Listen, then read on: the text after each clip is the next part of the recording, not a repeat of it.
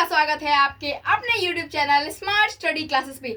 तो बताइए आप लोग कैसे हैं। उम्मीद करते हैं कि आप लोग स्वस्थ होंगे, मस्त होंगे और एकदम तैयारी के साथ अपने पढ़ाई में जुड़े होंगे। तो चलिए आज हम लोग इंग्लिश ग्रामर के जो टेंस है बहुत ही एक इम्पॉर्टेंट टॉपिक है और हम लोग टेंस के डे 5 यानी कि लेक्चर 5 को आज हम लोग देखने जा रहे हैं। इसके पिछले लेक्चर्स में हम लोगों ने पढ़ा था कि टेंस क्या होता है, टेंस के पार्ट्स के बारे में और प्रेजेंट टेंस के प्रेजेंट इंडेफिनिट टेंस और प्रेजेंट इम्परफेक्ट टेंस, दो पार्ट्स को हम लोगों ने कवर कर लिया था और आज फाइनली रूप से हम लोग प्रेजेंट परफेक्ट टेंस को कवर करने वाले हैं। तो चलिए स्टार्ट करते हैं। प्रेजेंट परफेक्ट टेंस होता क्या है। प्रेजेंट परफेक्ट टेंस जिस भी क्रिया के अंत में चुका है, चुकी है, चुके हैं, लिया है, दिया है, चुका हूं, लगा होगा, उसका प्रयोग प्रेजेंट परफेक्ट टेंस में होगा। मतलब कोई भी वर्ब जिसके अंत में चुका है, चुकी है, चुके हैं, लिया है, दिया है, ये सभी लगे होंगे तो उसका प्रयोग किसमें होगा, प्रेजेंट परफेक्ट टेंस में होगा। तो चलिए आज हम लोग जानते हैं कि प्रेजेंट परफेक्ट टेंस को कैसे बनाया जाता है, उसका रूल क्या है और एग्जाम्पल के थ्रू हम लोग उनको समझेंगे। चलिए प्रेजेंट परफेक्ट टेंस, इसको बनाने का रूल क्या है। इसको बनाने का रूल है सब्जेक्ट प्लस हैज है प्लस V3 प्लस ऑब्जेक्ट। ये V3 जो है ये मेन वर्ब हो गया और ये हैज है जो है ये हेल्पिंग वर्ब हो गया। ठीक है, तो ये हैज का प्रयोग कहाँ पे होता है और हैव का प्रयोग कहाँ पे होता है।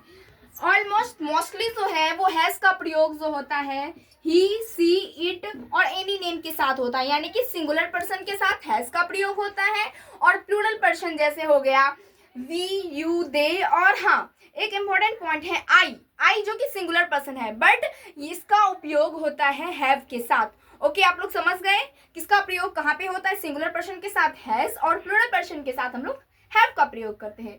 चलिए अब इसे हम लोग एग्जाम्पल के थ्रू समझते हैं। जैसे कि राम खा चुका है, ये पूरा सिंपल है। इसको बनाने का ट्रिक क्या है rule, subject has have V3 object.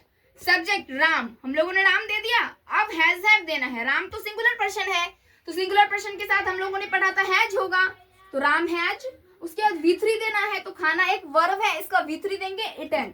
Ram has eaten, ये कंप्लीट हो गया। अब दूसरा है हम लोग पढ़ चुके हैं, दूसरा क्या है हम लोग पढ़ चुके हैं, तो पहले हम लोग सब्जेक्ट को देंगे, तो हम लोगों का देंगे हम लोग वी।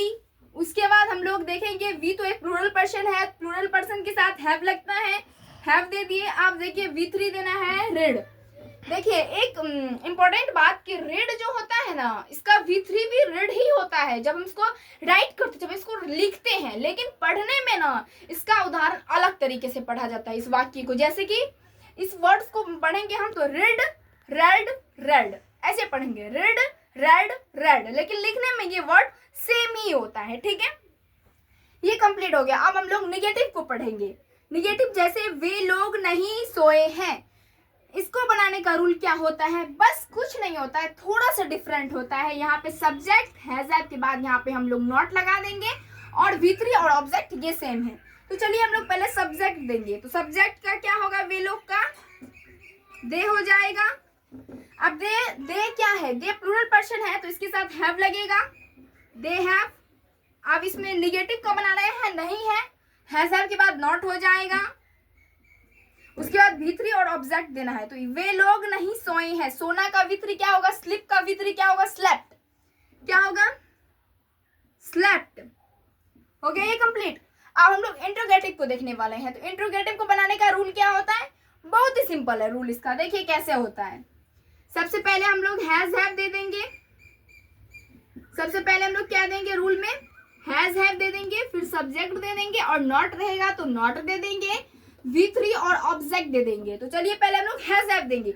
हैज हैव किस पे निर्भर करता है, सब्जेक्ट क्या है, इसका सब्जेक्ट क्या है, क्या तुम खेल चुके हो, तुम है सब्जेक्ट, तो तुम क्या है एक प्लूरल पर्सन है, प्लूरल पर्सन के साथ क्या लगता था, हैव लगता था, तो हम लोग हैव देंगे, हैव।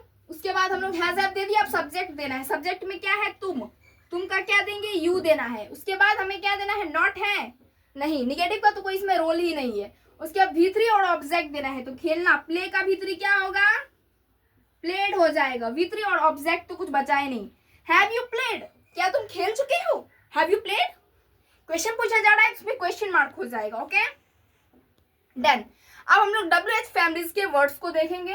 वर्ड्स WH फैमिली के वर्ड्स में क्या है, क्या रहेगा, वाई, व्हेन, हु, हाउ, ये सभी होता है। तो अब हम WH वर्ड्स के रूल को देखेंगे और उसके बाद इसके ट्रांसलेशन को बनाएंगे, ट्रांसलेट करेंगे इसको इंग्लिश में। WH वर्ड के रूल क्या क्या है, तो पहले WH वर्ड्स दे देंगे, फिर हैज हैव दे देंगे, फिर सब्जेक्ट, नॉट रहेगा तो नॉट दे देंगे, V3 और ऑब्जेक्ट दे देंगे। ठीक है, तो इसको हम लोग बनाते हैं। पहले WH वर्ड्स देंगे, तो WH वर्ड इसमें क्या है, क्यों है। क्यों का इंग्लिश क्या होता है, वाई हो जाता है, वाई दे देंगे। उसके बाद हमें हैज हैव देना है, तो ये सब्जेक्ट पे निर्भर करता है। सब्जेक्ट क्या है, प्लूरल पर्सन है, तो प्लूरल पर्सन के साथ क्या लगता है, हैव लगता है, वाई हैव। उसके बाद हमें सब्जेक्ट देना है, तो यू दे देंगे, और फिर निगेटिव का तो कोई रोल ही नहीं है, V3 देना है। सोना का V3 क्या होता है, स्लेप्ट हो जाता है, और ऑब्जेक्ट कुछ बचा ही नहीं। वाई हैव यू स्लेप्ट, तुम क्यों सो चुके हो, वाई हैव यू स्लेप्ट, तुम क्यों सो चुके हो, ऐसे बनता है। उसके बाद देखिए एक बहुत ही इंपॉर्टेंट टॉपिक इसमें आता है, सिंस और फॉर का यूज। सिंस और फॉर का यूज कहाँ पे होता है, इसके लिए बच्चे बहुत कंफ्यूजन में रहते हैं। तो आज हम आप लोगों को बताते हैं कि प्रेजेंट परफेक्ट टेंस में सिंस और फॉर का यूज कहाँ पे होता है। सबसे पहले तो आप लोग कॉन्सेप्ट को क्लियर कीजिए कि प्रेजेंट इंडेफिनिट टेंस और प्रेजेंट इम्परफेक्ट टेंस, इसमें सिंस और फॉर का यूज नहीं होता है। सिंस और फॉर का यूज केवल और केवल ओनली प्रेजेंट परफेक्ट टेंस और प्रेजेंट परफेक्ट कंटीन्यूअस टेंस में होता है। तो हम लोग देखते हैं प्रेजेंट परफेक्ट टेंस में सिंस और फॉर का यूज कहाँ पे होता है। जब वाक्य के भाव से यह स्पष्ट होता है कि कोई भी कार्य जो भूतकाल में शुरू हुआ और अभी वर्तमान में अभी जारी है या अभी तुरंत समाप्त हुआ है, तो उसमें लग जाएगा सिंस और फॉर। तो देखते हैं, ये वाक्य से ही पता चलता है। जैसे कि मोहन कल से खेल चुका है, तुम कल क्रिकेट खेल चुके हो, ये सभी देखिए कल खेल चुके, तुम वर्षों बाद पटना जा चुके हो, तुम वर्षों पहले पटना जा चुके हो, तुम वर्षों पहले पटना जा चुके हो। इसमें वर्षों से, कल से, आने वाले वर्ष से, गत वर्ष से, ये सभी लग रहा है, सुबह से, मॉर्निंग से, टुमारो से, ये सभी में क्या हो जाएगा, सिंस और फॉर का यूज होगा। तो हम लोग देखते हैं सिंस का यूज कहाँ पे होगा और फॉर का यूज कहाँ पे होगा। तो फॉर का यूज जो होता है जब अवधि दी जाती हो, अवधि मतलब जनवरी, फरवरी, 2015, 2016, इस टाइप का कोई वर्ड, जैसे 1 मिनट से, 1 आवर से, 4 वर्षों से, कई वर्षों से, बहुत दिनों से। अक्सर जो अप्रॉक्स फॉर का जो प्रयोग होता है वो अनिश्चित कार्यों के लिए होता है। इसमें कोई का पता चल रहा है 4 वर्षों से, कौन से 4 वर्षों से, 2016 के बाद 4 वर्षों से, 2015 के बाद 4 वर्षों से, कोई फिक्स डेट ही नहीं है।